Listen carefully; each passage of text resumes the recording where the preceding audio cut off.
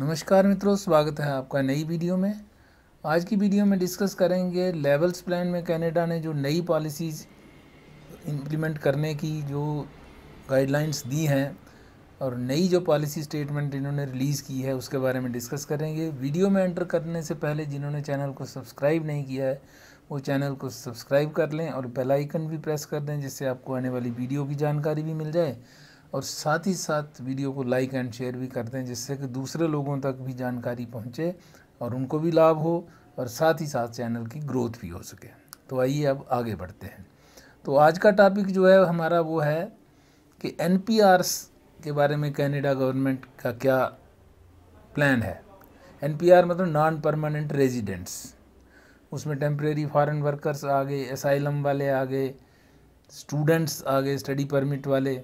तो ये सब कैटेगरीज जो हैं कुल मिला के ये NPRs पैदा करती हैं। तो NPR के ऊपर कनाडा में बहुत बड़ा इशू है इस समय। जो पुराने कैनेडियंस हैं, ओरिजिनल कैनेडियंस हैं या PRs जो हैं परमानेंट जो वहाँ के हैं, तो वो लोग ऑब्जेक्शन कर रहे थे कि उनको जॉब्स नहीं है। जो सिटीजन्स हैं उनको जॉब्स हैं नहीं। और कनाडा जो है गवर्नमेंट और रेफ्यूजीज़ और दूसरे कई प्रकार के जो टेम्परेरी फॉरेन वर्कर्स हैं उनको वेलकम करता रहता है। तो ओवरऑल सिचुएशन ये हो गई है कि जॉब्स नहीं है वहाँ, लोगों को रहने की जगह नहीं है, खाने पीने की बहुत दिक्कत है। जो स्टूडेंट्स यहाँ से गए हैं इंडिया, पाकिस्तान वगैरह कंट्रीज से, उनको बहुत मुश्किल हो रही है। इवन जो PR भी गए हैं, जो टेम्परेरी फॉरेन वर्कर्स भी गए, उनके लिए भी बहुत मुश्किल है, क्योंकि जॉब नहीं होगा तो रहने की दिक्कत आएगी, खाने की दिक्कत आएगी। तो इन सब चीज़ों को, क्योंकि इलेक्शन भी आगे आने वाली है, तो इलेक्शन को दिमाग में रखते हुए गवर्नमेंट ने एक पॉलिसी प्लान जो है वो बताया है कि हम NPR को कम करेंगे। एट प्रेजेंट जो सिनेरियो है वो लगभग 6 to 7% जो है NPRs हैं टोटल पॉपुलेशन के। तो अभी जो 24 का इनका प्लान है अभी, क्योंकि कुछ मंथ्स आने वाले भी हैं, तो इनका टोटल NPR आउटफ्लो का मतलब है कि जो टेम्परेरी फॉरेन वर्कर्स हैं, स्टूडेंट्स हैं, जो टेम्परेरी वर्क वीज़ा पे हैं, या जो रिफ्यूजीज़ असाइलम वाले जो भी है कैटेगरी है, ये इन लोगों को या तो ये कंट्री से बाहर किए जाएंगे या फिर इनको परमानेंट किया जाएगा, PR वगैरह इनको दी जाएगी। तो वो जो नंबर है कि कितने कैंडिडेट्स इसमें से या तो बाहर चले गए देश से या उनको PR मिल गई, तो जो आउटफ्लो है NPR का, मतलब NPR जो पूल है टोटल, उसमें से नंबर कितना कम होता है, तो वो उसके बारे में डिस्कस, वो है NPR आउटफ्लो। तो जो 2024 का इनका सीन है उसमें टोटल इन्होंने एक्सपेक्ट किया है कि 5,88,409 कैंडिडेट्स जो हैं वो आउटफ्लो कर जाएंगे, टेम्परेरी टू परमानेंट रेजिडेंट, या फिर कंट्री छोड़ देंगे। से लगभग 6 लाख कैंडिडेट्स को इन्होंने निकालना है वहाँ से, मतलब उस पूल से, NPR कैटेगरी से।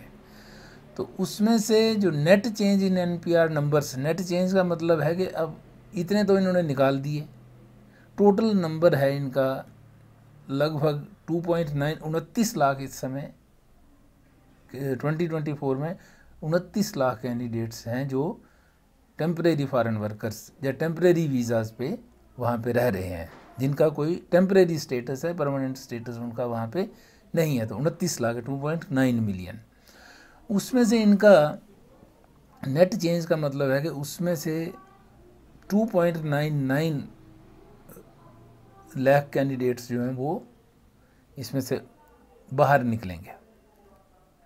29 लाख टोटल हैं और लगभग 3 लाख इसमें से निकलेंगे। तो नेट इनका है कि हमारे 26 लाख इस पूल में रह जाएंगे। तो टोटल इसमें से इनका रहेगा लगभग 6 लाख कैंडिडेट बाहर निकलेंगे और नेट जो है वो 3 क्योंकि और इनके एक्सपेक्टेशन है कि 3 और आ जाएंगे, जो नए भी तो आएंगे। तो जो नेट इनकी जो चेंज उसमें रहेगी वो 3 लाख की रहेगी। तो लगभग 26 लाख इनके पास ईयर एंड के बाद रहेंगे। तो अब आगे एनालाइज करते हैं। 25, 26, 27 का जो लेवल प्लान इन्होंने किया है उसमें इन्होंने ये एक्सपेक्ट किया है कि 2025 में 12,62,000 कैंडिडेट्स जो हैं वो NPR पूल से बाहर होंगे। इधर उनको बाहर निकाला जाएगा देश से अगर उनके पास कोई वैलिड लीगल स्टेटस नहीं है, या फिर उनको अगर उनको लीगल स्टेटस है और वो क्वालिफाई करते हैं तो उनको परमानेंट रेजिडेंसी दी जाएगी। 12,62,000 लोग इस पूल में से निकलेंगे और उसमें से नेट इनकी चेंज जो है टारगेटेड है वो है 4,45,000, लगभग 4.5 लाख।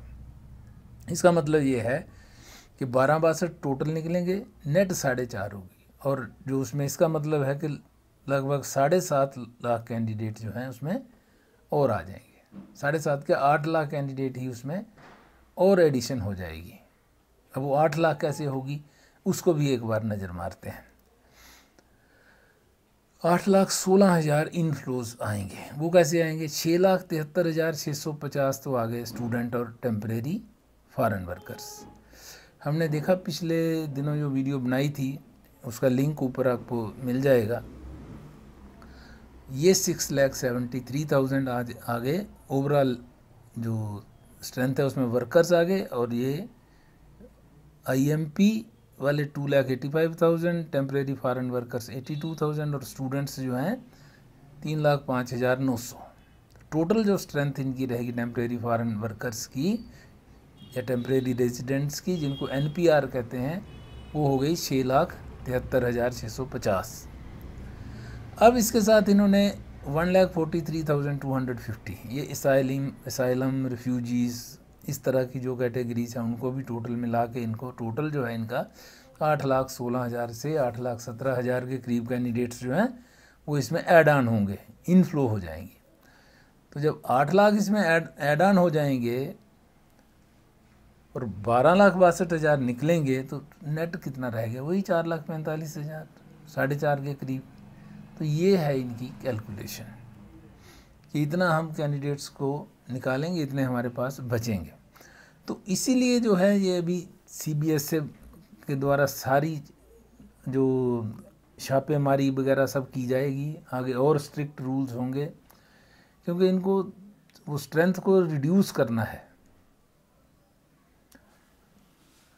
2025 में 25,15,000 तक ले आएंगे। 2026 में 20,69,000 ले आएंगे, और 2027 में 20,86,000, मतलब दोनों में 20-20 लाख के करीब इनकी NPR जो है टेम्परेरी फॉरेन वर्कर्स या टेम्परेरी रेजिडेंट्स जो हैं या NPRs जो हैं वो उस कनाडा के अंदर इतनी स्ट्रेंथ होगी। तो total percentage of population, Canada की टोटल पॉपुलेशन का 6% 2025 में रहेगा, 5% 2026 में रहेगा, और 5% तक ही इसको 2027 में भी रखेंगे। इनका मतलब है कि इसको रिड्यूस करके हम 5% तक ले आएँ अगले 2-3 सालों में। ये इनकी कोशिश है। ये थी जो लेवल्स प्लान में इस तरह से इन्होंने बताया था। यहाँ पे 6,73,000 वर्कर्स रहेंगे विद स्टूडेंट स्टडी परमिट जो इशू किए जाएंगे 3,05,000। अगले 3 सालों के लिए यही टारगेट है। टेम्परेरी फॉरेन वर्कर्स का 82,000 है। इंटरनेशनल मोबिलिटी प्रोग्राम जो है जिसमें काफ़ी सारी कैटेगरीज़ हैं, किसी दिन और डिटेल पे इस पे वीडियो बना लेंगे। और टोटल वर्कर्स जो हैं इनको और इसको टोटल मिला के जो आता है वो 3,67,000 2025 में, 26 में 2,10,000, 2027 में 2,37,000। अब यहाँ पे एक बार और नज़र आगे मार लेते हैं कि NPR total non permanent resident measures के द्वारा क्या सिचुएशन आगे होगी। टोटल NPR इनफ्लोज जो है 2025 में ये एक्सपेक्ट कर रहे हैं 8,16,900। स्टूडेंट्स और वर्कर्स इसमें 6,73,000, और जो बाकी असाइलम वगैरह वाले 1,43,250। अब इसको आगे एनालाइज करो। यहाँ पे 8,16,000 है, जहाँ 6,59,000 हो गया। इसका मतलब यहाँ पे कम हो गए। तो 5,16,000 जो है स्टूडेंट्स और वर्कर्स रहेंगे नेक्स्ट ईयर ऑनवर्ड्स 2026 में, और ये असाइलम वाले जो हैं रिफ्यूजीज़ वगैरह ये 1,42,436। लेकिन सरप्राइजिंगली 2027 में ये चेंज हो रहा है। एक तरफ से ये कम कर रहे हैं, दूसरी तरफ से ये इसको फिर चेंज कर रहे हैं। इसमें क्या है कि NPR इन्होंने और बढ़ा दिया, 2027 में फिर बढ़ा दिया है। अब इसमें लॉजिक क्या है वो एनालाइज दोबारा से करना पड़ेगा। तो 9 लाख कर दिया, यहाँ 6.5 लाख है, यहाँ 8 लाख था, और यहाँ 6.5 है, और यहाँ फिर 9 लाख कर दिया, 8,92,000, मतलब 9 लाख NPR जो है आएंगे। कैसे आएंगे? ये तो कैटेगरी में कम हो गए, एज़ कम्पेयर टू 25 जो है ये कम हो रहा है 5,43,600, बट एज़ कम्पेयर टू 26 ये थोड़ा सा राइज कर रहा है फिगर। इसमें स्टूडेंट्स और टेम्परेरी फॉरेन वर्कर्स जो हैं वो इंक्लूडेड हैं। और कंटिजेंसी रिजर्व्स का मतलब है जो रिफ्यूजीज एंड अदर्स, उसमें डबल, ऑलमोस्ट डबल से भी ज़्यादा, 3,48,968। अब ये कैसे ये कर रहे हैं आने वाले समय में देखते हैं। नेक्स्ट ईयर में 26 में तो ये इसको नेक्स्ट ईयर तो कम ही करेंगे, लेकिन इसमें इसको इंक्रीज़ कर रहे हैं। ओवरऑल कहने का मतलब ये है कि जो टेम्परेरी फॉरेन वर्कर्स हैं उनके लिए थोड़ा सा मुश्किल होने वाला है। नए वर्क परमिट इशू नहीं होंगे भी तो बहुत मुश्किल से होंगे। अब इसके लिए और दूसरे जो है जिनके वहाँ पे स्टेटस ख़त्म हो रहा है, लीगल स्टेटस जो है कनाडा के अंदर ख़त्म हो रहा है, जिनका रेजिडेंस स्टेटस, उनके लिए भी मुश्किल आएगी। या तो वो समय रहते अपना एक्सटेंशन वगैरह करवा लें, नहीं तो उनको कंट्री छोड़ के वापस आना पड़ेगा। तो सावधान होना पड़ेगा कि आप अपनी जो पेपर्स हैं वो बिल्कुल सही रखिए। और इस बार उम्मीद कम है कि ये लोग कुछ लीनियंसी वगैरह बरतेंगे, कह नहीं सकते, खासकर इलेक्शन तक। इलेक्शन के बाद क्या सीन रहता है गॉड नोस। तो अब ये सब चेंजेस करने के लिए, अब इनको कम करने के लिए, टेम्परेरी वर्कर्स को कम करने के लिए और इनफ्लो कम रोकने के लिए क्या मेजर्स किए जाएंगे, आइए देखते हैं इन्होंने मेजर्स क्या क्या इनके तरीके हैं। Adding language and field of study requirements for international graduates applying for a PGWP after November 1, 2024। 1 नवंबर 2024 के बाद लैंग्वेज रिक्वायरमेंट हो जाएगी पोस्ट ग्रेजुएट वर्क परमिट के लिए। इंटरनेशनल ग्रेजुएट्स के लिए नई कंडीशंस आ जाएंगी। और इसके साथ ही एक वो है कि मास्टर्स डिग्री के लिए कोई अप्लाई करता है इंटरनेशनल स्टूडेंट, तो उसको प्रोविंस से पहले अप्रूवल लेना है, अप्रूवल लेटर चाहिए। एक नया कंडीशन लगा दी डिस्करेज करने के लिए लोगों को, तो एक वो नई कंडीशन इसमें ऐड ऑन कर दी है। दूसरी बात इसमें आती है नंबर 2 पे, international students cap a permanent fixture of Canada's immigration system. अब उसको परमानेंटली कैप किया जाएगा स्टडी परमिट्स को। जैसे अभी 3,05,000 पे किया है, आगे आने वाले समय में क्या करते हैं, अभी तो कर ही दिया है नेक्स्ट 3 ईयर्स पे 3,05,900 की जो फिगर है आप यहाँ देख सकते हैं, 3,05,900। Raising wage requirement for high wage stream of temporary foreign workers program जो है, तो उनकी जो वेज रिक्वायरमेंट है उसको भी इंक्रीज़ कर दिया। Limiting eligibility of spousal open work permits for the spouses of international students. अब इंटरनेशनल स्टूडेंट्स जो थे उनकी स्पाउस को वर्क परमिट आसानी से मिलता था पहले, अब उसमें भी मुश्किल आएगी, कंडीशंस टफ होने वाली हैं। Creating an in Canada focus program priority for Canada's Express Entry system. अब इसमें कैनेडियन एक्सपीरियंस क्लास है, PNP है, जो ऑलरेडी वहाँ पे हैं और जो ऑलरेडी एलिजिबल हो चुके हैं उन्हीं को मौका मिलेगा। अभी आप देख सकते हैं कि जनरल ड्रा जो है वो नहीं आ रहा है। जुलाई के बाद कोई जनरल ड्रा जो है एक्सप्रेस एंट्री का नहीं आया है। मैक्सिमम ड्रा सीईसी, लैंग्वेज और ट्रेड्स वगैरह जो भी ऑलरेडी वहाँ पे हैं उनको ही बेनिफिट मिल रहा है, बाहर वालों को नहीं मिल पा रहा है क्योंकि इतने पॉइंट्स ही नहीं बन पाते उनके। 6th पॉइंट पे अगर नज़र डालें तो temporarily pausing the processing of labour LMIA जो है under the low wage stream of the TFWP, temporary foreign worker program जो है उसके अंडर, मतलब LMIA लेना अब मुश्किल हो गया सीधा शॉर्टकट में। Ending the COVID era policy allowing some foreign national advisor visitor, ये तो पहले ही बंद हो चुका है कि कोविड के दौरान इन्होंने किया था कि जो विजिटर्स हैं वो वहाँ से वर्क परमिट लेके अपने आप को वहीं पे काम शुरू कर सकते थे, लेकिन अब वो बंद कर दिया, वो पहले ही कर दिया है। Ending flagpoling services for PGWP candidates and adding further constraints to flagpoling services overall at Canadian ports of entry. Flagpoling वाला कंसेप्ट भी अब ठंडा रहेगा। ये तो हो गया रिस्ट्रिक्ट करने की लोगों को कनाडा में एंट्री के लिए, लेकिन इनका स्ट्रेंज बिहेवियर है IRCC या कैनेडियन गवर्नमेंट का कह दो।